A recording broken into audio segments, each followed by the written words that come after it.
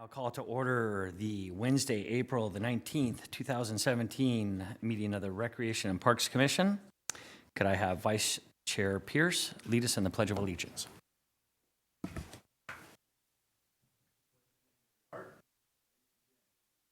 Pledge allegiance to the flag of the United States of America, to the republic which stands, one nation, God.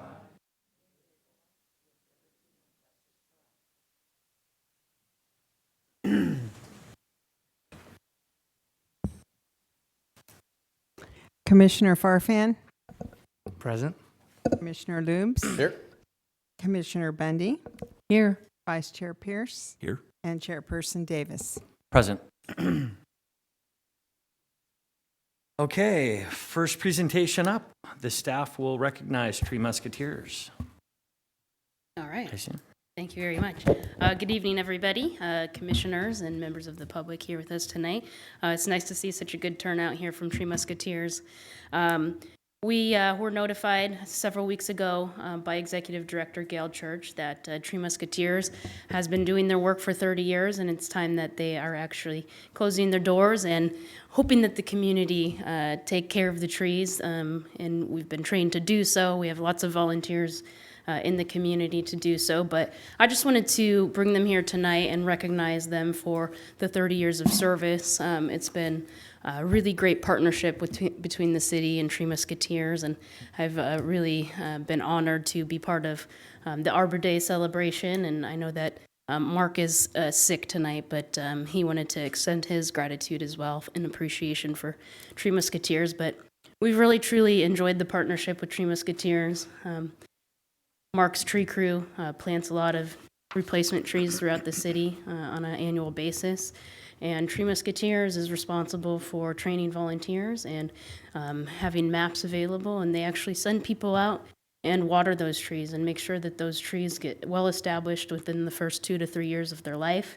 And so that the city doesn't have to really worry about them and make sure that that the trees are established, and they are city trees, so we truly appreciate the work that they've done. We've definitely will miss them. Their Arbor Day celebration has been a real great annual event in our city, a tradition. I think that I can speak on behalf of the department, and we're going to try our best to make sure that that continues. So Arbor Day is a really important feature, an event in our town. It helps us obtain our Tree City USA certification every year, which we've just recently got our 15th year certification for. So I know Three Musketeers has been doing a lot over the last few weeks. They have some books available for sale. They've hosted some volunteer events, and they continue to do their work up until the last day, and that's really commendable. So thank you for doing that. But we have a little send-off for you tonight.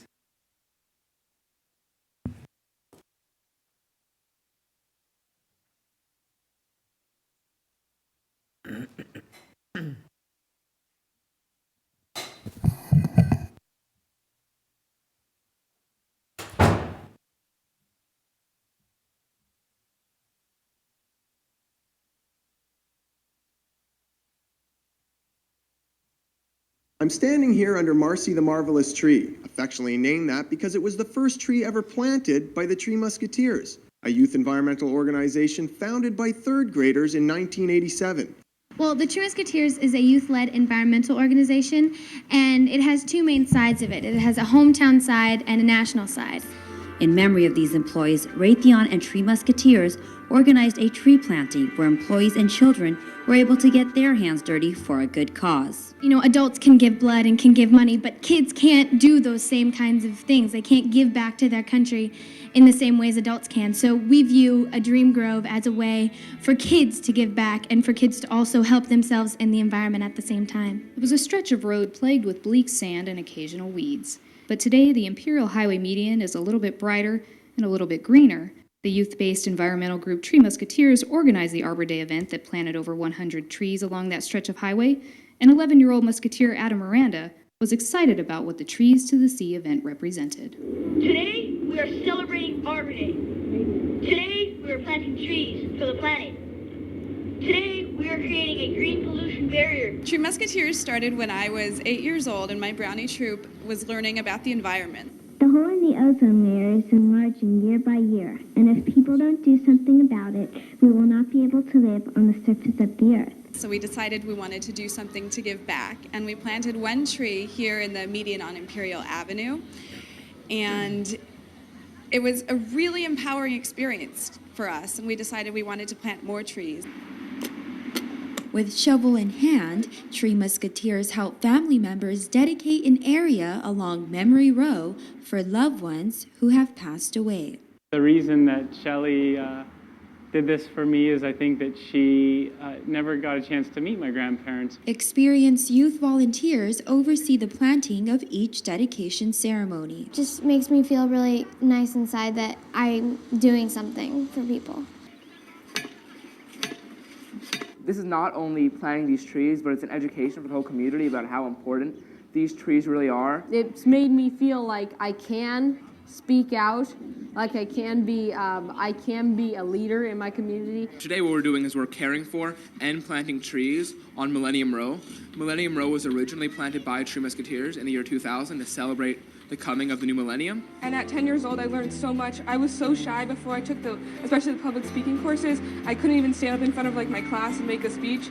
And now I go in front of hundreds of people. In the future, they're going to see a huge tree that we can say, we planted this tree, and it is an honor to do this, to help the environment.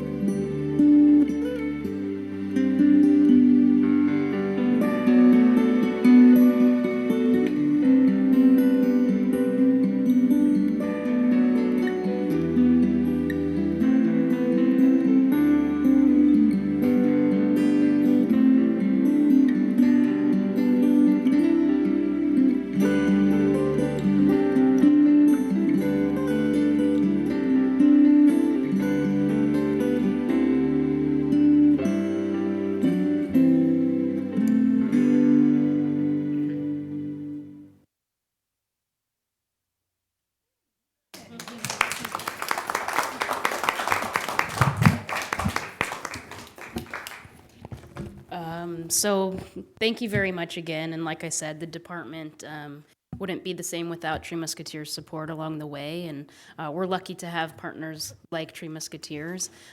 They've not only touched our department, but the city as a whole, and all of the sponsors and corporations that they've had in support of them over the years. You can see the youth here today, and adult managers, and probably most of us in this room have participated in one way, shape, or form in a Tree Musketeers event. So, Gail, these are for you. They won't last forever, but just a token of our appreciation.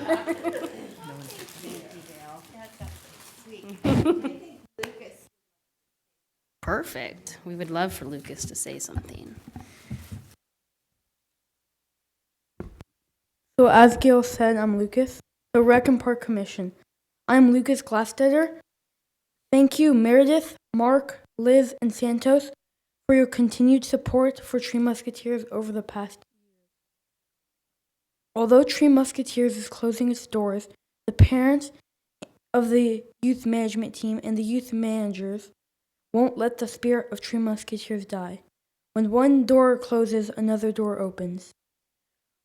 We, the Tree Musketeers, and our families have decided to continue some of our programs.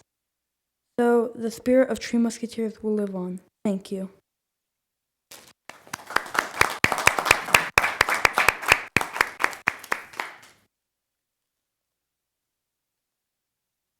Thank you very much, Lucas, and thank you for your service. Truly is wonderful to see coming up Grand Avenue and Imperial.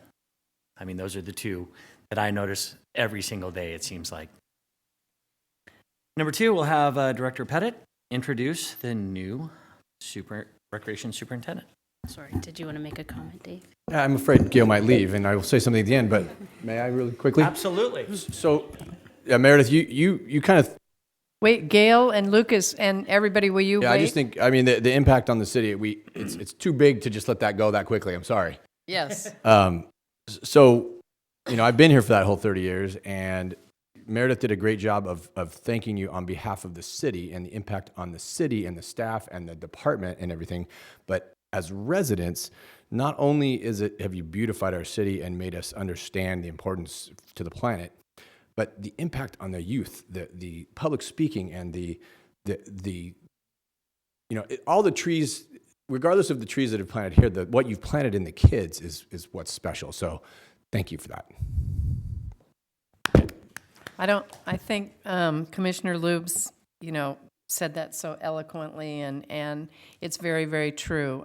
Gail, you and I have a long history of seeing you and running your organization and whatever. And Lucas, tonight, you standing up at that podium, you did a great job. And I seriously, as an adult, it's hard for me to go stand at that podium.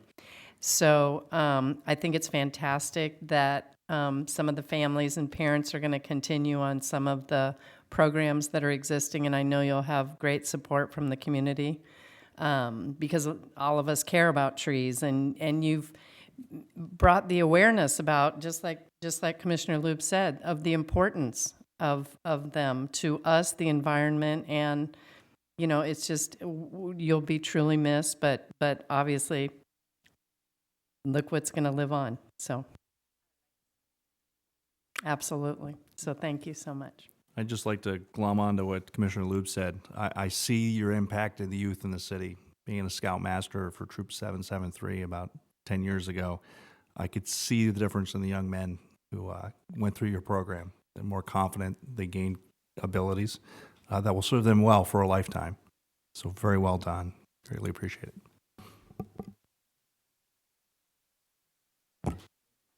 Now I'd like to say something. Please do. You all give me too much credit. I was not an environmentalist. I was a Girl Scout leader. My girls decided they wanted to plant a tree. I said, okay. So we planted a tree, and, they sat there with mud all over them and dreamed up the business plan by which Tree Musketeers still operates today. And so I did what a good Girl Scout leader is supposed to do, and I just supported my girls in their endeavor. And I was certain it was a phase they would grow out of, hopefully. But they never did. So I just followed behind them and this organization that evolved, trying to provide the support that I could. So it wasn't my dream. It wasn't really my vision. And it wasn't my stamina that made all of this happen. It really is not just the founders, but all the generations of youth leaders that have come after them. And thank you for recognizing them. And you have to promise to support them as they go. Absolutely. We promise. Okay, thank you. Much too modest. Much too modest. Yes, absolutely. Absolutely.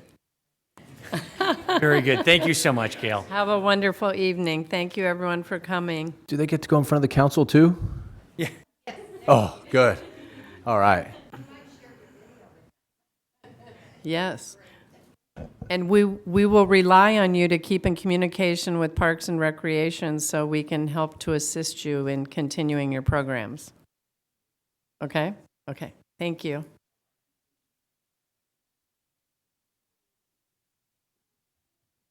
All right. Okay. And back to the presentations. Director Pettit. Thank you very much. You probably notice a new face here this evening. If you haven't met her before the meeting, this is Aricia Yee. Good And evening. she is our new recreation superintendent. Aricia comes to us, it's her fourth week now, I think. Really? And it seems That's longer, fast. maybe. She's hit the ground running, absolutely. She's knee-deep in a lot of big, exciting new programs, complicated programs and projects, and we are happy to have her here. She comes to us from the City of Stockton, where she was a deputy director in the recreation services at the City of Stockton, and prior to that, she had worked for the City of Richmond and the City of Vacaville. And she has a lot more to her than that. But if she doesn't mind, I would let her Oh, no. tell you about herself.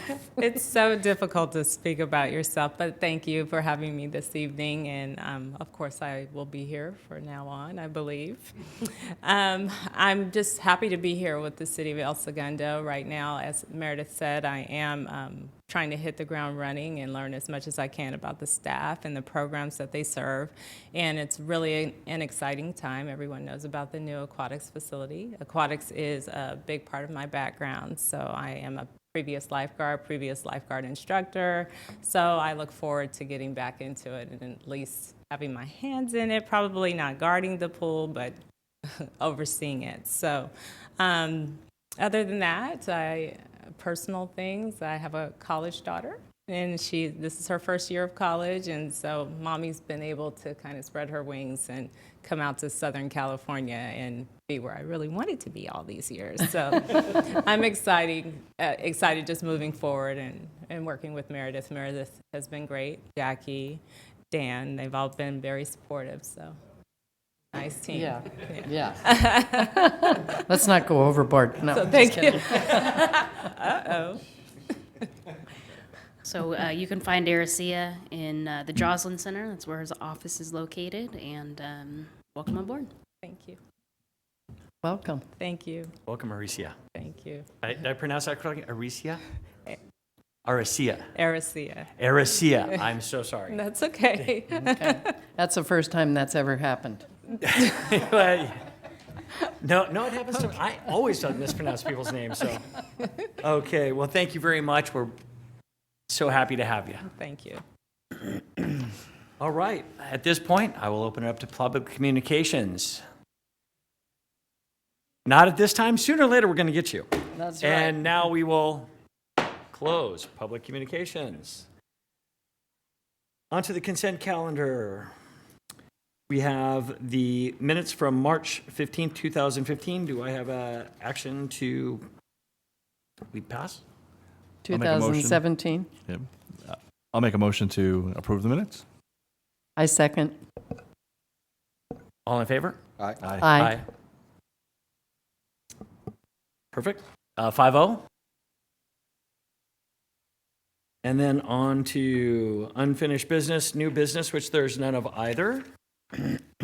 Move on to reports. Aricia.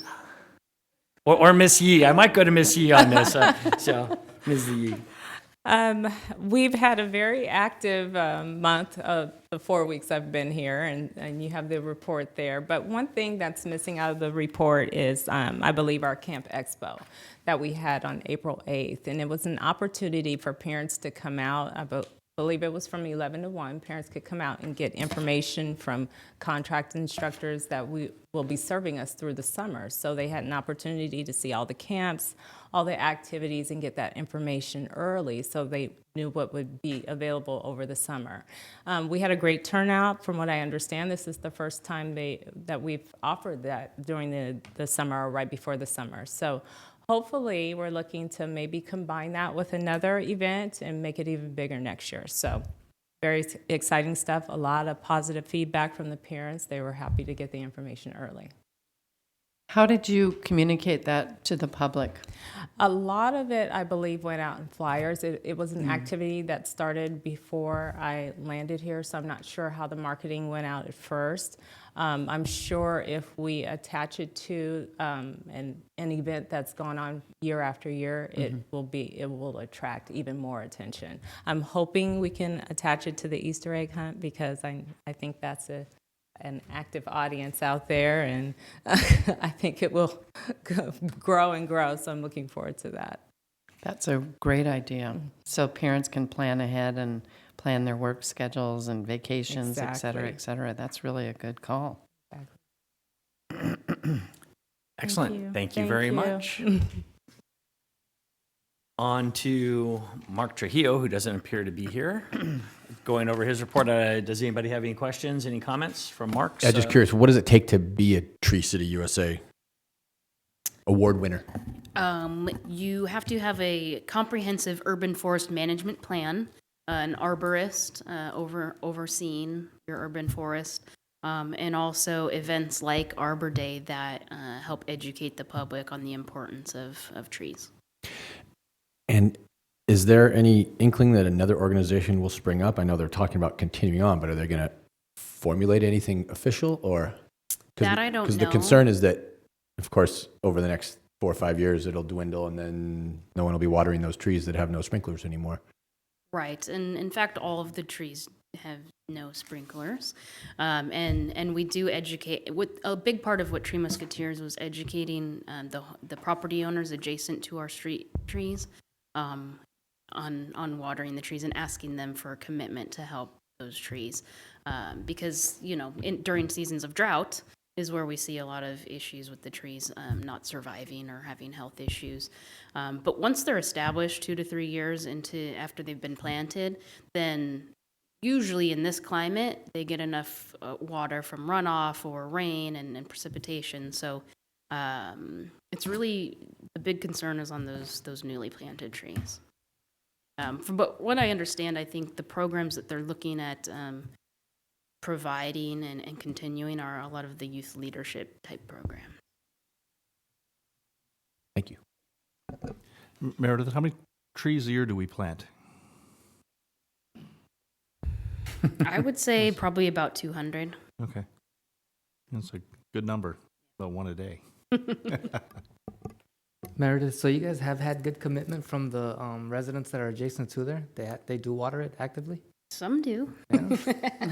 We do. It depends. And obviously our crews are on the streets every day. So if they see a tree that's in decline, then we'll knock on a door or leave a little placard that asks them to water the tree. Grand and Imperial, where there are no adjacent properties, is there any? So the trees that Tree Musketeers planted on Grand Avenue, you mean going down towards the beach, the trees? They're established, trees but to the sea, they failed once. Millennium trees. You mean in the median? No, or? the ones on the side, next to the Yeah, it's on the sidewalk. north and south sides of Grand. Yeah. Up the And hill. I'm not sure if they have Yeah, drip it's- system is set up, do they? No, they don't, and they're actually, that's property owned by DWP. And so we've reached out to them and let them know that Tree Musketeers will no longer be caring for those trees because their volunteers would go out and water the trees. So originally when they planted those trees, DWP did come along every once in a while with a truck and help water those trees. So we're hoping to get in communication with them and make sure that commitment is renewed. Awesome. And Imperials, they're all established? And Imperial is similar in that it's City of LA property. So trying to make that connection, but those are well established. I think the issues that we have on that particular section are the native plants and the overgrown brush. Thank you. And that's it for Mark's report. Sorry about that, Meredith. On to Dan O'Toole. Good evening, Commissioners. You have my report in front of you. One note, our El Segundo TV News is the new edition as airing tonight, and it is also located on El Segundo TV on the internet, on our YouTube channel, and I'm happy to answer any questions. Numbers? So you pulled from the archives to pull some of those pictures up for the... Oh, no, we're still airing that stuff. Yes, we did. We have quite the archive behind us, and a lot of that came from El Segundo Magazine, which we did reach back in the tapes probably about 5 years ago to preserve it because most of the tape stock and everything was destroyed because where it was being stored was wet. But we saved a lot of that stuff, and it was really great that we actually found that part with the city council meeting when they were originally in front of the council meeting. That's Tara there in front. We're really looking forward to the Arbor thing, promoting it on our end because it's always been such a good program for our station. We've been covering them since I've been here. I've been here 20 years, and it was going strong when I came in. So, How far back do your archives go? the archives, a lot of the archives go back to about 90s. Just a few. Most of the tape stock and everything from back then is bad now. And it actually is cost prohibitive to just kind of scrum through it to see what you have because it eats heads. They're about $800 a piece. Yeah. So you can see that what we do hang on to them though, so if somebody asks for something specific, we can see if the tape is viable. If it is, we'll surely. Yeah, that's why I asked, because I figured folks We may are not realize. digitizing almost everything we have now is redundantly digitized, and it's digital. So it's some of it's on DVDs. So we'll make copies, digital copies off those, because even DVDs probably have a shelf life of 10, 15 years before they start showing errors.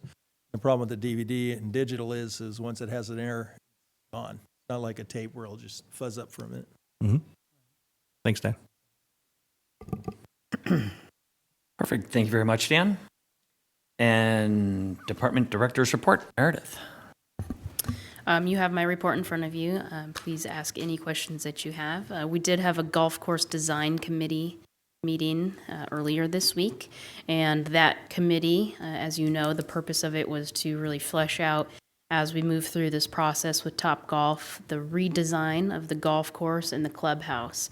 And so we're still fine-tuning some of those details, specifically on holes 5 and 8. They're looking at the tee box location and some potential underground utilities that there may have to be some slight adjustments on the golf course design. But everything's progressing, and the report is accurate, and that the City Council will most likely see this item come to them in July. And last, I wanted to just make sure that the public is aware that the clubhouse playground resurfacing project is scheduled to start on Monday, which is April 24th. So there will be some playground closures, probably for about 6 to 8 days.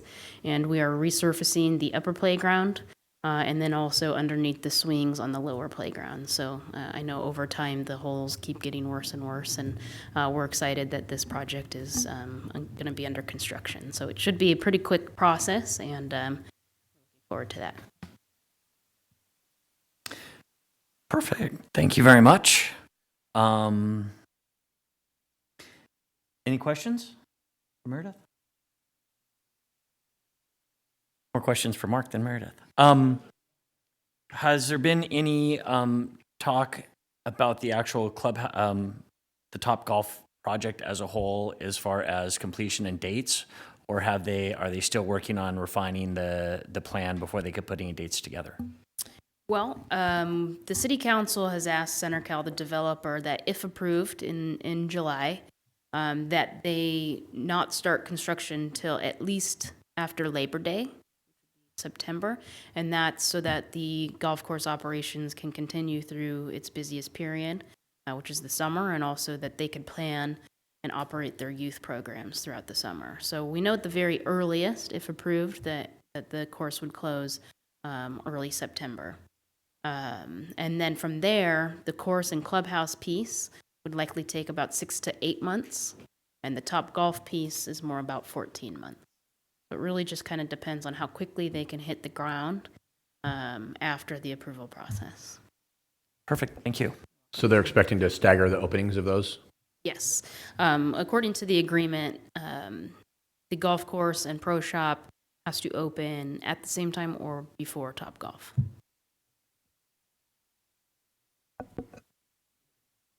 Okay. Perfect. Thank you very much, Meredith. At this time, I'd like to move on to Commissioner's comments. Commissioner Farfan. Commissioner Lubes.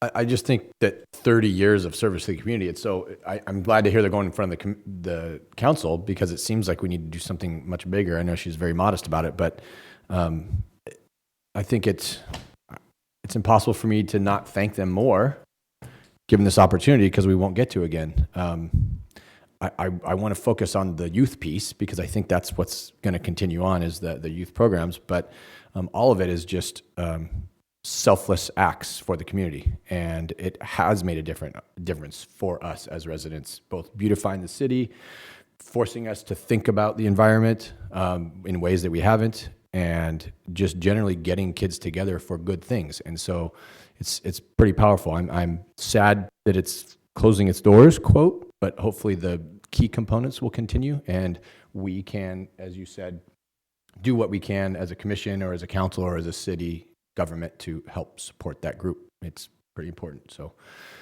Thank you, Gail. Thank you to everyone who volunteered for 30 years. It's thousands of people, but it's a big thank you. Thank you. And Commissioner Bundy? Welcome too. Yes. Aricia. Yes. Welcome. Welcome, welcome, for sure. For sure. See, then she'll write it down and go in there and thank you. It's on record. But the tape might not survive. Just kidding. I'm biased, but gosh, you made a great choice applying here. It's such a great place to work and live and congregate. So welcome. I hope you enjoyed it as much as we do. It's great. Hold on real quick. Commissioner Lubes? Anything else? Anything? We always Anything? have to ask him more than once. Commissioner Bundy? Okay, so I know we've talked a lot about trees tonight, and I wanted to bring something up that I became aware of via social media here in town with all the planting or having to take down old, trees that are not safe to be around anymore. And a lot of people I have learned over the years with Mark Trujillo, who obviously isn't here this evening, but who has taught all of us commissioners, some of us have been here longer than others, that trees actually have a life span, just like humans or animals or anything else. And I never really understood that until I was a commissioner. And, sometimes trees have to be taken down because they cause, it's a safety issue. I mean, we've seen these trees, that huge tree that was in front of the high school that, was diseased and it fell down. And that's, it's under where 100 kids sit at lunchtime every day or whatever. Anyway, but on social media right now in our town, there's a lot of people making a lot of negative comments about, the trees that had to be removed, unfortunately, on Richmond Street due to hundreds of reasons that we don't need to go over right now. But I know, or I heard, I wasn't even aware of this, that in the recent past, there was some sort of a meeting. I don't even know what was it called. It was a workshop, I think, for trees. And again, I was not aware of that, but I just kind of I wanted to bring this up. I don't know if we should maybe agendize this for our next meeting to somehow try to increase the awareness to our community that when a tree is being removed, it's not because we don't like the way it looks or because we don't like the leaves that it drops or something like that. There's a way bigger reason. And we're all tree huggers too. We love trees. I mean, that's why we're here, because we care about our community and our environment. And it just seems like so many people just don't understand. And I think, again, maybe we can work closely with the youth that are going to continue the tree program here to help educate everyone about, why these processes have to happen.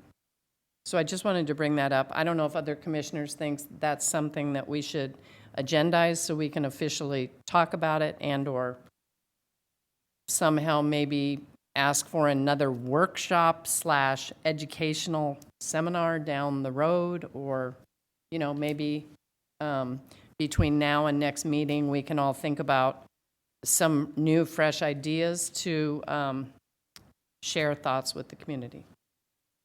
And that's all I have to say, besides welcome.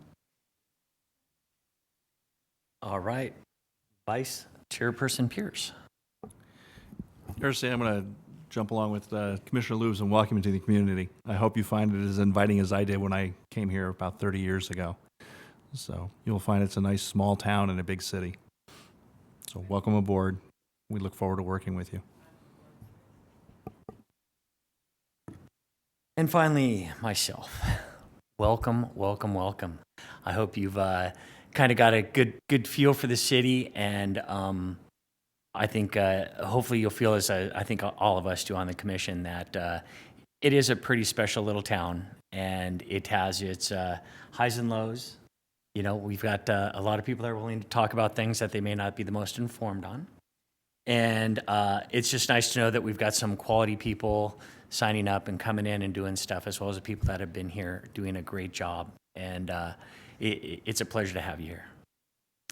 On another note, with the El Segundo Aquatics Complex, I'd like to welcome everybody to the groundbreaking, which is going to be on Thursday of this coming week. I believe that's the 27th? 27th. 27th at 4 o'clock. It's out at the east end of Grand Avenue. I believe we'll be entering, are we entering from the school or from the Douglas? So we'd be coming in on Douglas, just north of El Segundo Boulevard. So you're all welcome, and I think we'll have a nice time, and it'll be fun to kind of watch it all get going. That's been a project that's been, depending who you talk to, probably 15 to 20 years in the making. So we'll go from there. With that being said, the Fill the Pool campaign is still out there. We are currently raising funds. We've got close to $3 million of the $6 million goal for the pool, and we're currently eliciting, the community's support to try to do that, to reach that goal. And that's available to you at esaquatics.org. And I think that's about all I have. So I'll open it up to public communications. And with that, I'll close public communications. And we are now adjourned. Thank you.